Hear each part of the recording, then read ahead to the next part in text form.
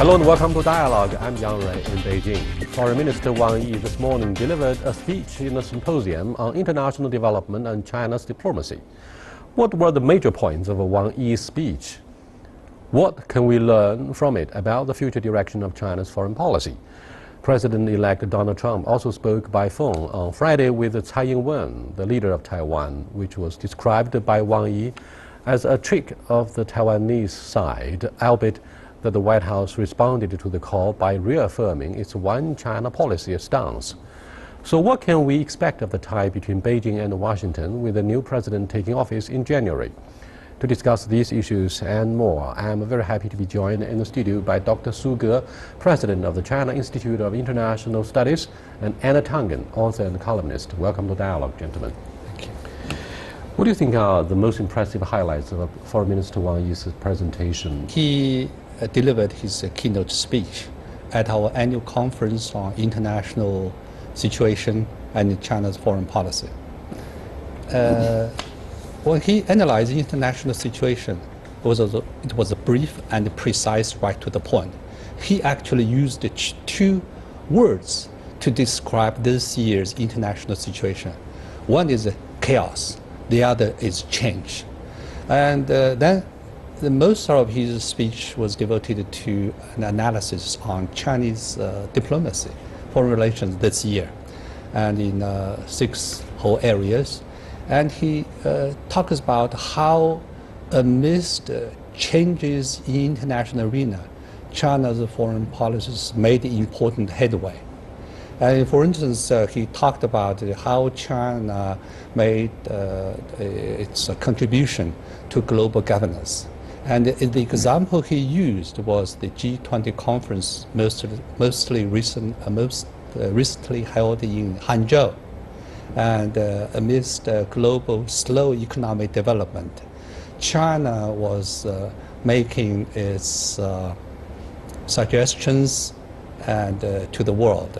Instead of, for instance, compared with the QE like treatment to economy, the Chinese side said that we need to make improvement on the supply side.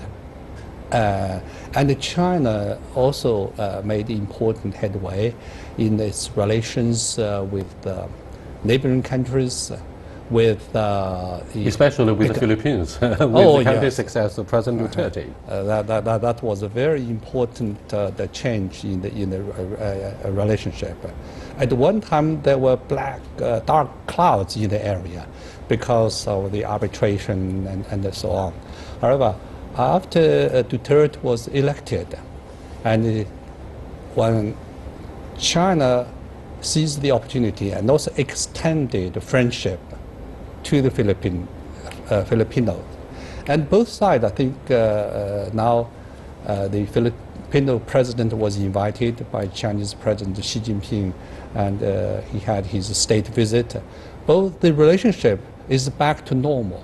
Both sides decide to return to the state of affairs of relationship in which both sides agreed to resort to dialogues and consultation for any disputes.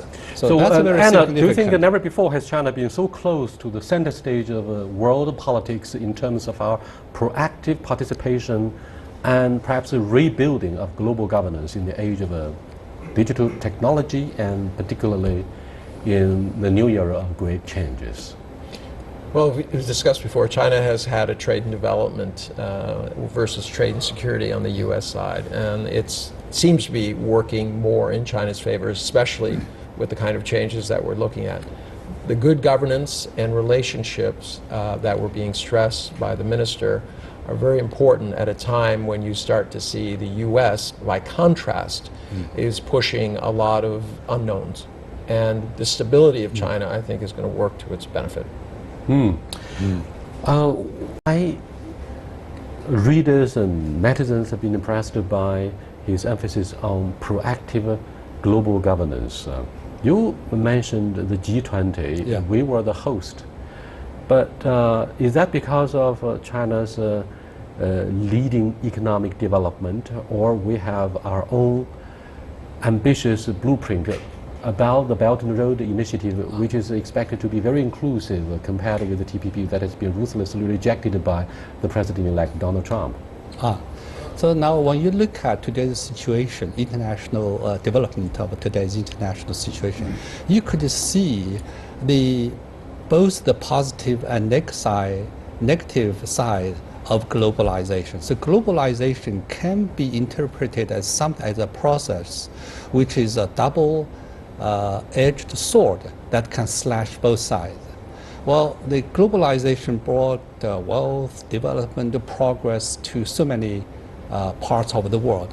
However, the world today we see is still uneven. The areas close to water lines and coastal lines, they are generally more developed than inland.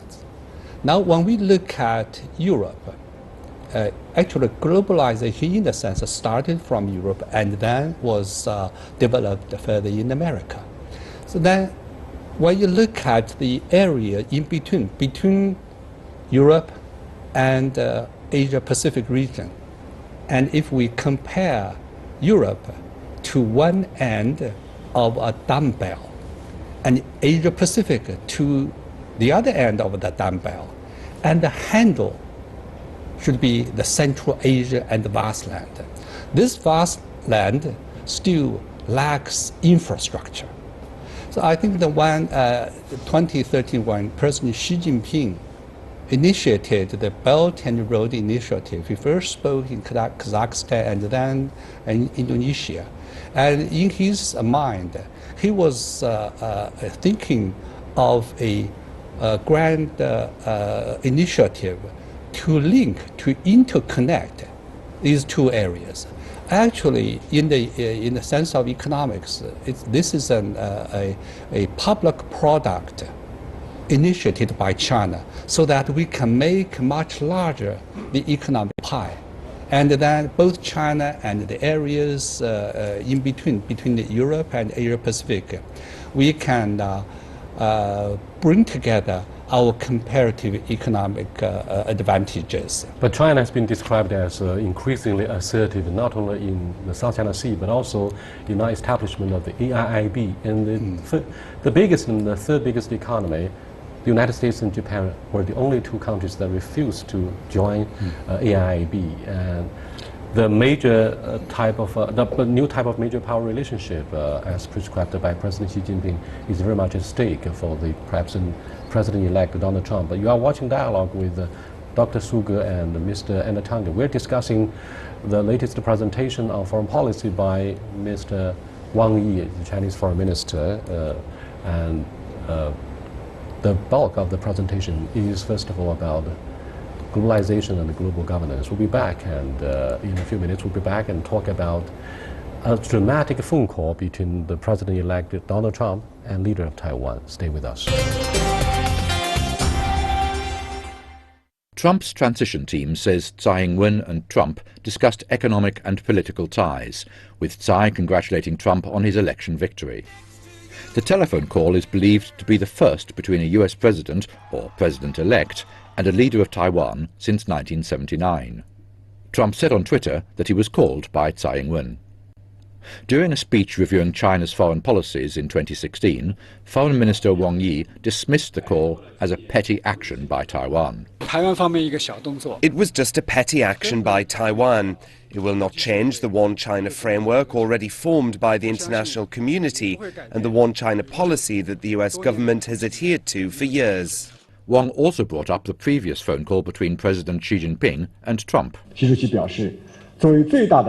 President Xi said as the biggest developing and developed countries, China and the US should and can cooperate on many issues.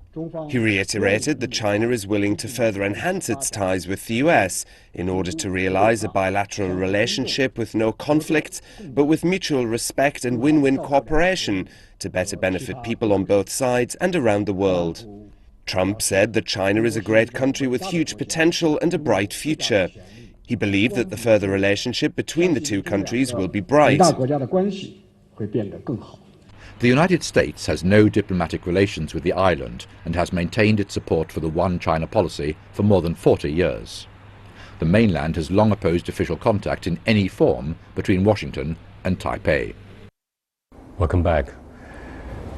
Dr. Sugar, why do you think the general public in China have responded so vehemently to the controversial phone call between the president-elect Donald Trump and leader of Taiwan?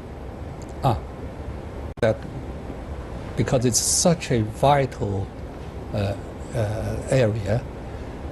When we talk about U.S.-China relations, we all know that it's one of the most important bilateral relations in the world. However, this bilateral relations is set on the basis of a set of principles and core interests, important interests that would bind these two countries together. For China, the Taiwan issue, One China principle, serves as the basis of a healthy and stable China-U.S. relationship.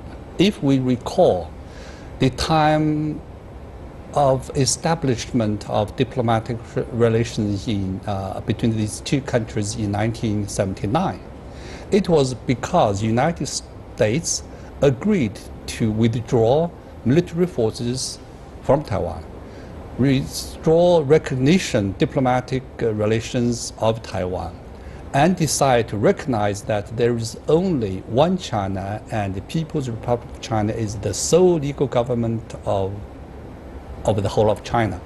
And then both sides decide to establish diplomatic relations. Having said this, I'm afraid the U.S. side always emphasized a fourth document, which is the Taiwan Relations Act, that was passed very quickly following the normalization of the relationship on January the 1st, 1979. So let's take a closer look at the phone call between Donald Trump and Tsai Ing-wen, leader of Taiwan.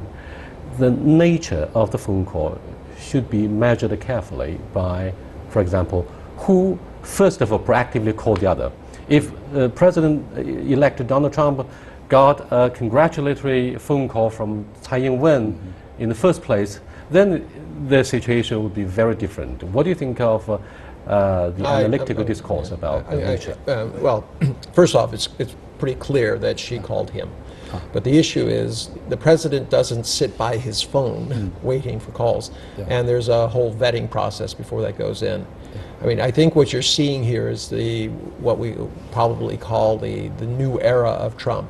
Part reality show, not unlike the Apprentice in terms of the people he brings in and out of his cabinet.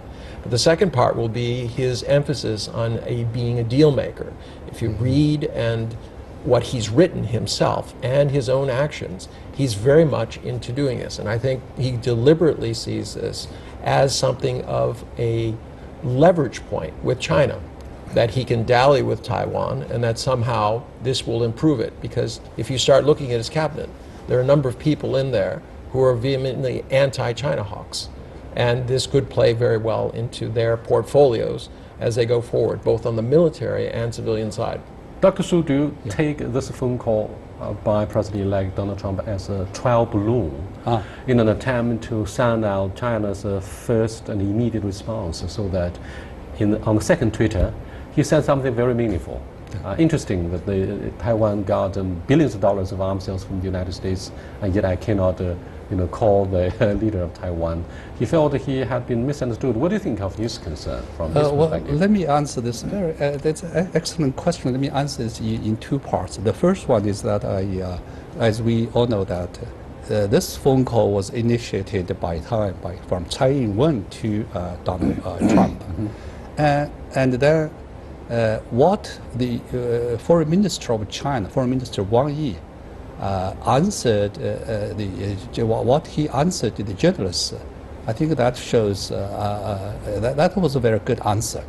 Well, when I accompanied Wang Yi from our conference this morning, he was approached by a journalist with the same question. Wang Yi said, well, look, the petty trick or petty action by Taiwan will not change the international setting of one China principle in the world. It will not change the one China principle that has been accepted by all previous U.S. Governments since the establishment of diplomatic relations. That's one. Now, with regards to the U.S. government, I would say that, well, just now, Duncan, you mentioned that Donald Trump, being a businessman, he's trying to make some deals. Let me just respond that you can make so many areas you can think of deals with China, but Taiwan is an issue, it's our sacred principle that's not to be bartered with. All right. Do you think any countermeasures are likely to be rolled out by the mainland authorities to let the newly elected president of the United States know clearly this is the red line that you never ever cross? And Dr. Suga made that very clear. Yeah. Well, part of it is making sure that he does understand that. I mean, he's a person who, in his business dealings, he likes to push something outrageous towards you and then see what your response is. So I'm afraid that China will have to respond aggressively and firmly to make sure that this is understood. But, you know, keep this all in the context, because what we have here is, as you said, a bit of chaos being entered in by this wave of populism which is sweeping the globe, in addition, at a time when there is this, as you pointed out, this disconnect between globalization and individual people, which will probably continue. Now, both of you put your finger on the use of a word, chaos. Okay. What do you think of this wording, desperation? On Tsai Ing-wen's side, her approval rating dropped to a historic low following the inauguration a few months back. For Donald Trump, it is a desperation to further reinforce the Back to Asia strategy. Now, in the South China Sea, it's an open secret. With the campaign success of President Duterte, the tipping point has been irretrievably turned in favor of China. And therefore, the Back to Asia strategy has been... Irretrievable is not a word that you should use. Never use never. President Duterte is described by Western media as unpredictable. But what do you think of the desperation of Donald Trump or the U.S. government, which will look tough and talk tough about the Back to Asia to rebalance China's growing influence? Normally, candidates would talk tough, but when they assume presidency, they'll be faced with a whole new world, so to speak. And another thing I would like to say is that in U.S.-China relations, when you recall the last few years, when the new presidency comes to the White House, there is generally a period in which both sides would feel just how the road ahead would be like. And after a period of mutually understand, after a period of testing waters, both sides would understand there are certain areas and you can talk about cooperation, you can make serious negotiations. Just for instance, in business, if you would like to for example, the bilateral investment agreement, the BAT. Yeah, China buys like 22% of U.S. cotton, 56% of all U.S. soybeans, and we are the largest buyers of Boeing aircraft. So, and you can negotiate, you can talk about and the prices and so on. But with regards to Taiwan issue, there is only one China in the world. And this issue is not to be touched. Now, let me what I said earlier about the 4 areas of friction between the United States and China. First, the divided Korean Peninsula, Diaoyu Islands, Taiwan Strait, and then South China Sea. In South China Sea, the President Duterte has somehow changed the dynamics in favor of China at the moment. Diaoyu, divided Korean Peninsula, President Park was deeply mired in the scandal. And Diaoyu Island is fine. I mean, both sides want to keep it as it is. But Taiwan might be rekindled, might be used as a card, as one of the major instruments in the toolbox. And this is why somebody like Kissinger is very important, because he can say with quite a lot of gravitas, This is a red line. Yeah. You go over this red line, you're looking at disaster. The U.S. has over 2 trillion reasons why it does not want to go into a trade war, because that's the amount of exports that the U.S. puts out every year. I mean, the situation that Donald is playing is he wants to get the best deal, he wants to bring it home to the American public, but if he sets off a world cataclysm of protectionism, it could very much rebound against him. Well, what do you think, how do you read into this signal? On the one hand, there's such a controversial phone call between Donald Trump and Tsai Ing-wen. On the other hand, Dr. Henry Kissinger is here and seemingly has delivered a message about the future of the U.S.-China relationship. Is he viewed by the Chinese side as a special envoy of the president-elect Donald Trump? If that was the case, then that runs counter to the message that may have been delivered by the dramatic phone call. The two things are contradictory. I think you'd be making a serious mistake if you think he's carrying portfolio for the U.S. government or for Donald Trump. Or are you suggesting that Dr. Henry Kissinger is too old to be taken seriously? He is, after all, the architect of the initial relationship between the two countries in the early 1970s. First of all, let me say that I do not think that Dr. Kissinger's visit in Beijing now and Tsai Ing-wen's phone call to Donald Trump, these two, I think they are separate issues. I see. They are not arranged by the U.S. government. But Kissinger, I think Dr. Kissinger is one of the highly respected persons, Americans in China. And he could be seen as one of the early pioneers of who promoted trailblazer. Of U.S.-China. I think that when he met Donald Trump most recently, and they talked about China, Russia, and the broad range of issues, I would personally think that he will be playing an active role in further development of China-U.S. relations. Donald Trump is new, but we would expect that some of his aides, they would place responsive and indeed correct advice to the new president-elect. All right. Excuse me so much for our discussion about the U.S.-China relationship.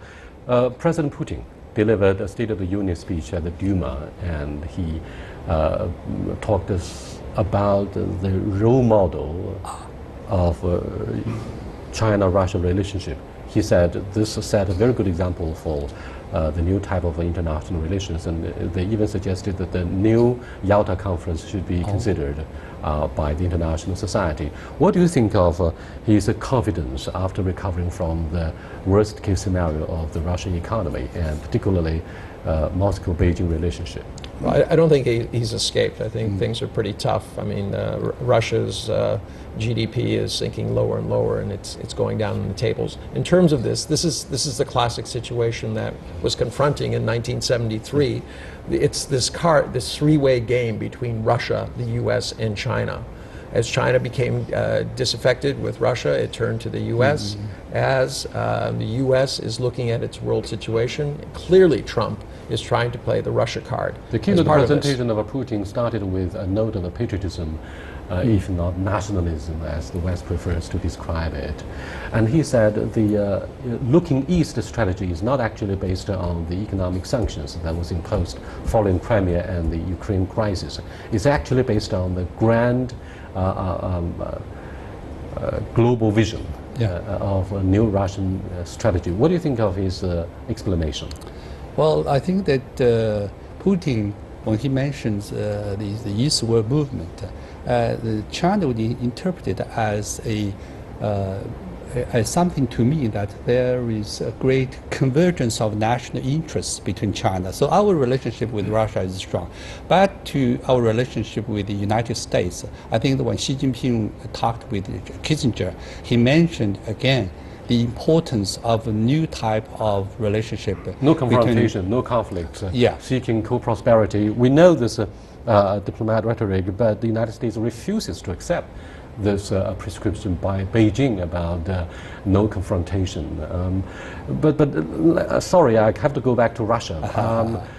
Do you think Putin will seek the opportunity and start a serious process of rapprochement with the United States in the hope of ending the economic embargo, economic sanctions?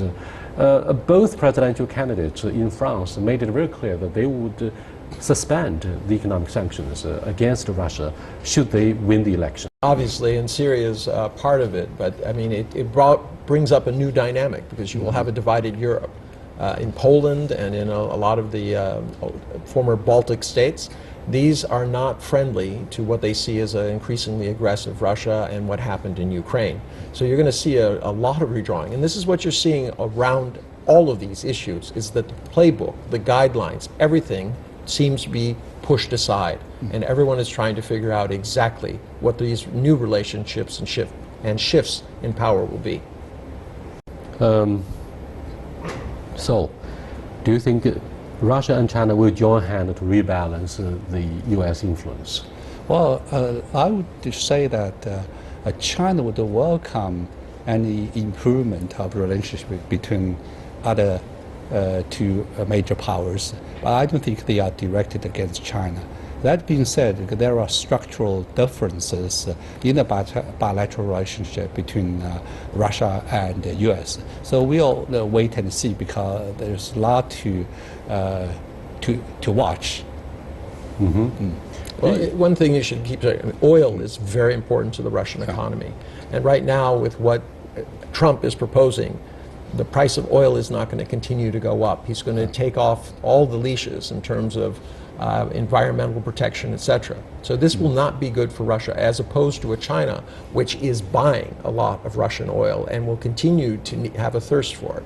So there are practical economic aspects to the relationship as well. It's a bit too dangerous. It's a bit too dangerous to drive two standing members of the U.S. Security Council together, Russia and China, by the Obama administration. But do you think Donald Trump will somehow improve and amend the ties with Moscow so that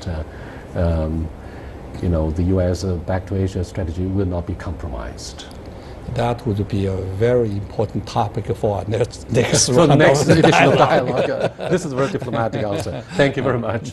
With that, we come to the end of this discussion about the Foreign Minister Wang Yi's presentation and the dramatic phone call between Donald Trump and Tsai Ing-wen. I'll see you next time. Goodbye.